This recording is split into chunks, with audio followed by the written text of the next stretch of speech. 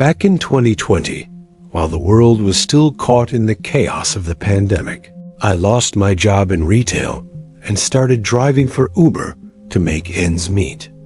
I thought it would be simple: pick people up, drop them off, but I quickly learned that driving at night meant encountering all kinds of people. Some were drunk, others awkward, and occasionally someone just felt wrong. One Friday night in October, just past midnight, I dropped a passenger off at a hotel on the edge of town. Almost immediately, I got a new ride request pickup at a nearby bowling alley. Someone named Derek. The place was dead quiet. No cars in the lot. The bowling alley clearly closed. But there was one guy standing alone under a dim light, tall, hoodie up, hands in his pockets, staring at the ground. I rolled down the window and asked, "You, Derek?" He just nodded, got in the back seat, and quietly confirmed the destination, a residential address I'd never been to. He wasn't drunk or high, just completely flat emotionless. He sat silently for minutes, staring straight ahead at the back of my head. He answered slowly, "Just needed to get out of there." I tried to break the silence and asked how his night was going. When I asked where, he simply said, "Doesn't matter." As we neared the destination, the area grew darker. More isolated: big yards, trees, no lights.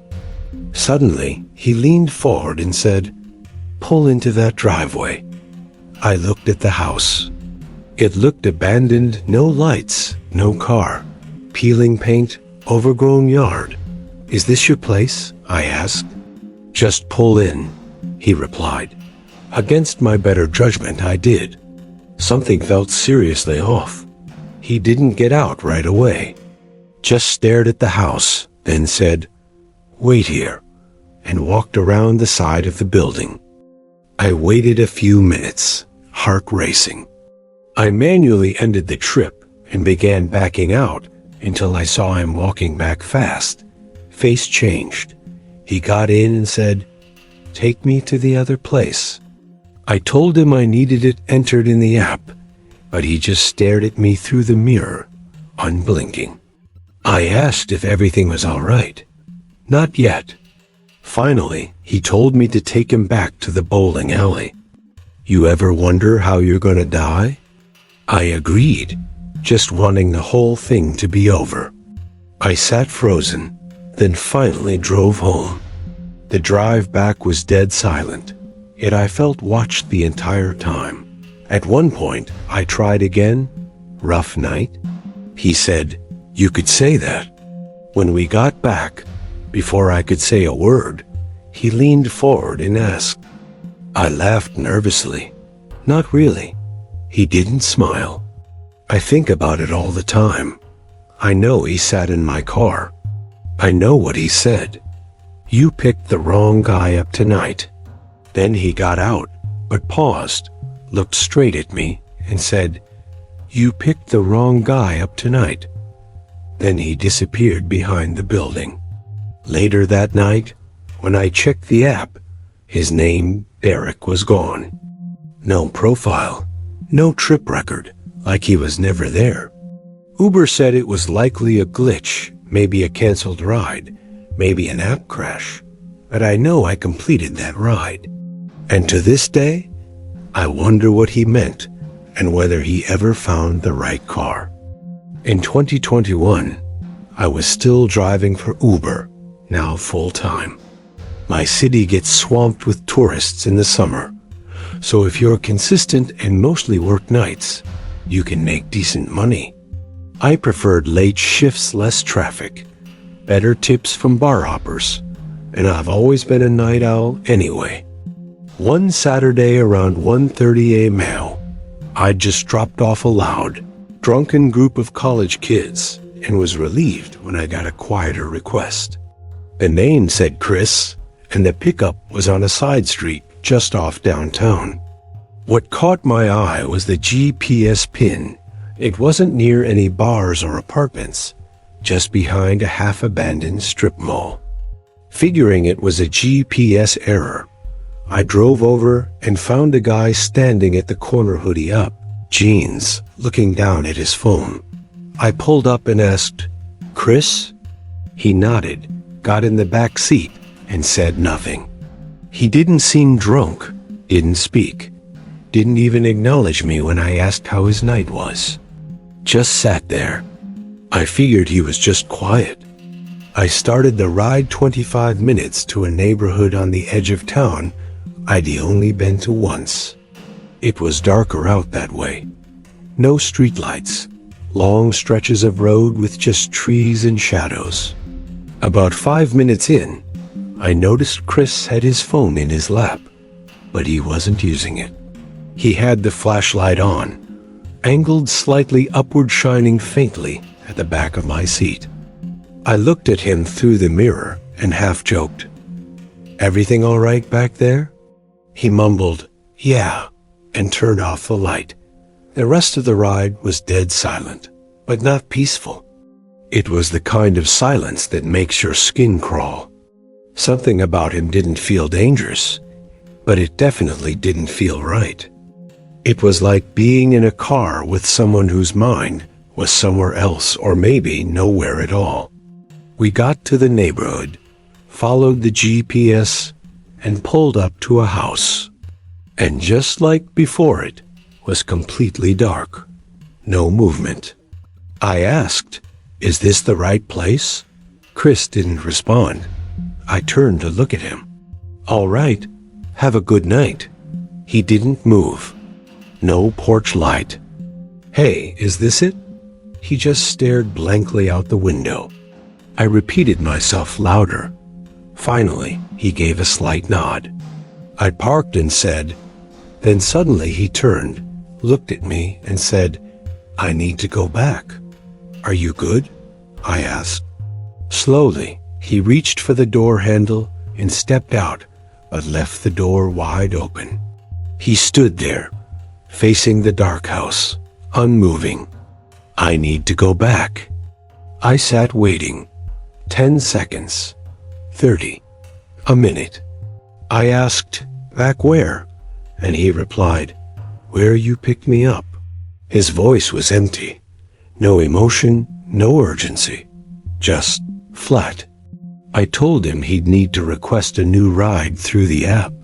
He just stood there, breathing heavy, still holding the door open. "They're not gone yet." I blinked, pulse kicking up, not hesitating, just calmly walking toward that pitch-black, empty home. He stared at me, almost pleading, "Please." I repeated that I couldn't do anything without a new request. And then, quietly, he said, "I can't." "Who's not gone?" I asked. No response. I told him again, "You need to request a new ride." Same blank stare. I was certain I had locked the doors. I always lock the doors.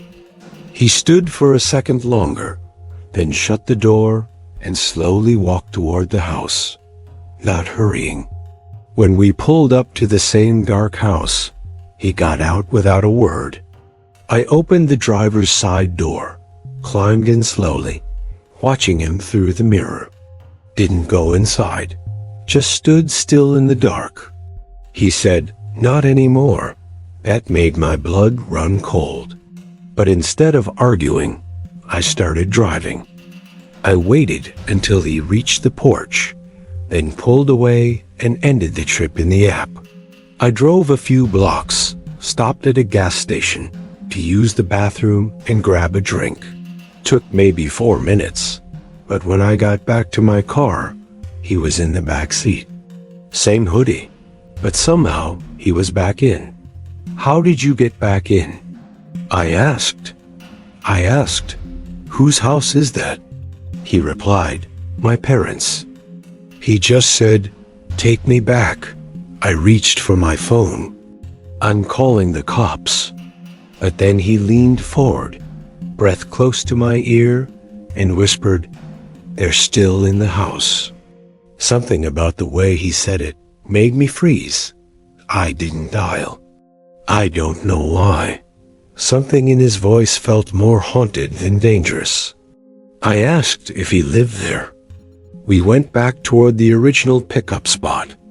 He began to rock slightly in his seat, breathing heavier, whispering things like, "They won't leave no matter what I do." Walked up to the front door and just stood there. Didn't knock. I waited a few seconds, then drove away, this time locking all the doors. I parked 3 blocks away under a streetlight and just sat there, trying to understand what had just happened. I thought about calling the police, but what would I say? That a man entered my car twice, talked weird, and stared at nothing? He didn't commit a crime, but I'll tell you this, something about him wasn't right. I don't know what he needed to get away from, or who he thought was still in that house. But I hope he found peace, and I hope I never see him again. Not long after that, I heard a story that shook me even more, because this time it wasn't just eerie or strange. It was dangerous. A girl, just 18, living alone with her tiny dog in a small apartment about 8 miles outside of town, ordered Uber Eats one evening. It was a Friday. She'd spent the day cleaning up, getting her place ready for her boyfriend, who usually visited on weekends. Tired and not wanting to dirty the kitchen, she ordered delivery and requested the usual contactless drop-off. A notification came in saying her food had been delivered. Hungry and excited, she opened the door only to find nothing there. No bag, no box, no food. Thinking maybe it was delivered to the wrong apartment, she looked up and down the hall, but there was nothing at any of the doors. Confused, she turned to go back inside and messaged the driver when she heard a knock. Her neighbor was standing there holding her food. "He was looking through your windows," he said. "Hey, I took it from the delivery guy. I didn't know what he was doing, but it didn't seem right." She thanked him, a little shaken, but figured maybe it was just a misunderstanding. Her dog, tiny but alert, started growling first at the window, then at the back door. She ate her food, watched a movie, and eventually started getting ready for bed. But later that night, things got worse. She froze. Her dog went ballistic. She picked up her phone, called the police, and whispered into the phone that someone was in her backyard. She brushed it off until the growling turned to frantic barking. Then came the banging on the window. She pulled the blankets over her head, leaving just a small gap to keep watch on the window. It would be easy to open. Minutes later, red and blue lights flashed outside. Her heart was pounding. "The window didn't lock," she said. The dispatcher told her to stay quiet and move to another room while officers were on their way. Her neighbor came out, explained he had intercepted the food earlier, and offered her a place to stay for the night. She ran to the kitchen, grabbed a knife, and crouched there waiting. When she looked out the kitchen window, her stomach dropped. The same white Honda Fit Sport the Uber Eats driver was reported to be driving was parked across the street in the empty field. "We caught him walking up to your front door. He's in custody now. You're safe." But no one was in it. That's when it clicked. He wasn't in the car. He was in her backyard. Officers arrived and searched the area. One went to check the field where the car was parked. Another came back from her backyard and confirmed what she feared. There were fresh footprints in the mud, leading to her bedroom window. But the driver was gone, nowhere in sight. She declined, trying to convince herself it was over. But around 2 a.m., there was a knock at the door again. This time, it was the female officer she'd spoken to earlier. She said, We stayed nearby in case he came back. And he did. The girl could barely breathe. She didn't sleep that night. And she's never used Uber Eats again, especially not when she's home alone. The man nodded, no words. She got in, and her fiancé followed. As disturbing as that was, there was one more story that left me speechless. A guy I met through a friend was visiting his fiancée in Washington, D.C. She had just completed basic training, and he flew in to spend a few days with her before her family arrived. His stomach dropped. The app said their driver hadn't arrived yet. A car driven by someone pretending to be their Uber. One afternoon, they spent hours walking the National Mall, visiting the Lincoln Memorial, Washington Monument, even the White House. Exhausted from sightseeing, they decided to call an Uber to head back to the hotel. She ordered it on her phone while they rested under a shady tree. 10 minutes later, a gray minivan pulled up. Didn't slow down. "I don't know what you're planning, but I've got a knife." Didn't even look at him. She looked at her phone, saw it was close enough, and motioned that this was the ride. He glanced at them in the mirror, then abruptly pulled over. She opened the door and asked, "Uber for Sarah?" People had gone missing. Police suspected the worst. The moment the door shut, he noticed something off. The driver didn't greet them, didn't confirm their names, didn't say a single word. He just started driving. Every time someone sits silently in the back seat and I feel eyes on me through the mirror, I remember, and that haunts them still. It struck him as strange, but he was tired and didn't want to overthink it. That is, until Sarah nudged him and showed her phone screen. I wonder what might have happened. Worse, the map showed their real Uber sitting a block away. I remember Chris. I remember the girl with the window and the man with the knife. While this van was headed in the opposite direction, he looked up at the man behind the wheel and realized the driver in the photo didn't match the guy in the van. They'd gotten into the wrong car. Trying not to panic, he leaned forward and calmly said, "Actually, we changed our mind. Just let us out here." The driver didn't respond.